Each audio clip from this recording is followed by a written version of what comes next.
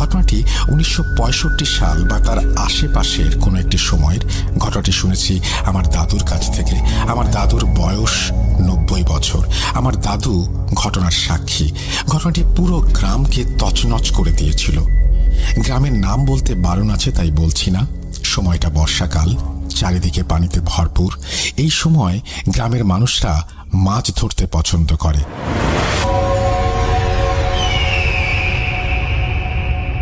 ঘটনাটা যেই গ্রামের, সেই গ্রামে একটা লোক থাকতো, তার নাম আতা মিয়া। আতা মিয়া মাছ ধরতে খুব ভালোবাসতেন। 10 বছর বয়সী একটা ছেলে ছিল, নাম আতাউর। আতা মিয়া প্রায় প্রতি রাতেই মাছ ধরতে যেতেন, সাথে করে তিনি তার ছেলেকেও নিয়ে যেতেন। ঘটনাটা যেদিন শুরু, সেদিন ছিল পূর্ণিমার রাত। চারিদিক চাঁদের আলোয় আলোকিত। আতা মিয়া ও তার ছেলে আতাউর পূবের বিলে মাছ ধরতে গিয়েছিল। বলে রাখা ভালো, গ্রামের পূর্ব দিকে যে বিল ছিল তাকে সবাই পূবের বিল বলতো। আতাউর নৌকার উপরে বসেছিল আর আতা মিয়া পেতে রাখা জাল টেনে তুলছিল। এমন সময় আতাউরের কানে একটা শব্দ আসে। হঠাৎ পানি যদি খুব নাড়াচাড়া করে যেরকম শব্দ হয়, সেই রকম একটা শব্দ। আতাউর প্রথমে শব্দটা আমলে নেয়নি, কারণ তার বাবাই তো জাল টেনে তুলছে, সেখানে থেকে হয়তো শব্দটা আসছে। কিন্তু পুনরায় শব্দটা কানে আসে।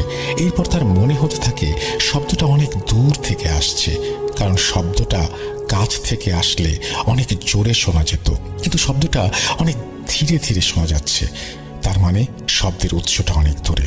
আতাউর তার বাবাকে বলল, বাবা, তুমি কোনো শব্দ শুনতে পাচ্ছ?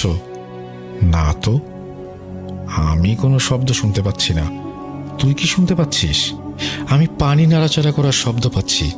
তাই শুনে আতা মিয়া হেসে বলে, ধুর বোকা ছেলে, আমি তো পানিই নাড়াচাড়া করছি, তুই হয়তো এটার শব্দ পাচ্ছিস।